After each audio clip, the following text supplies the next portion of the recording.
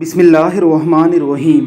नफ्सियात के माहिरीन के मुताबिक नेचुरल इंसान तो हकीकतन बच्चे ही होते हैं।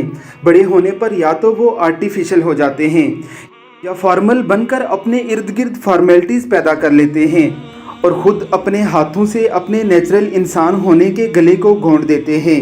हमारे प्यारे पैगंबर हज़रत मोहम्मद मुस्तफ़ा सल्लल्लाहु अलैहि वसल्लम ने फरमाया कि हर बच्चा ही फितरत इस्लाम पर पैदा होता है, फिर उसके माँ बाप होते हैं जो उसे यहूदी या नसरानी बना लेते हैं या उस मज़हब पर ले जाते हैं जिस पर वो खुद होते हैं। बच्चों के फितरत इस्लाम पर होने के मुख्तलिफ सबूत आप इंटरनेट पर देख सकते हैं। बच्चे फितरी तौर पर इस कदर नेचुरल होते हैं। अफ्रीका के एक मुल्क में जब कुछ बच्चों पर तजर्बा किया गया था, उन्हें तालीम व तरबियत से दूर एक ऐसी जगह रखा गया था जहाँ सिर्फ उन्हें खाना दिया जाता था, तो बच्चों ने आहिस्ता आहिस्ता अपनी ज़ात में ही रब को पहचानना शुरू कर दिया और वो काम शुरू कर दिए जो उनके फितरत इस्लाम पर होने को ज़ाहिर करते थे।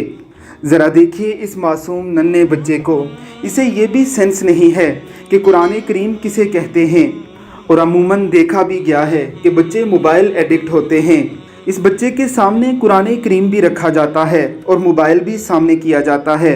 बच्चा मोबाइल को एक साइड पे करके बार बार कुरान करीम को ले रहा है, यानी इसकी फितरत सलीमा में मौजूद कुरान मुक़द्दस की मोहब्बत इसे बार बार अपील कर रही है कि जब कुरान मुक़द्दस किसी चीज़ के मुकाबिल आ जाए तो कुरान मुक़द्दस को ही लिया जाएगा।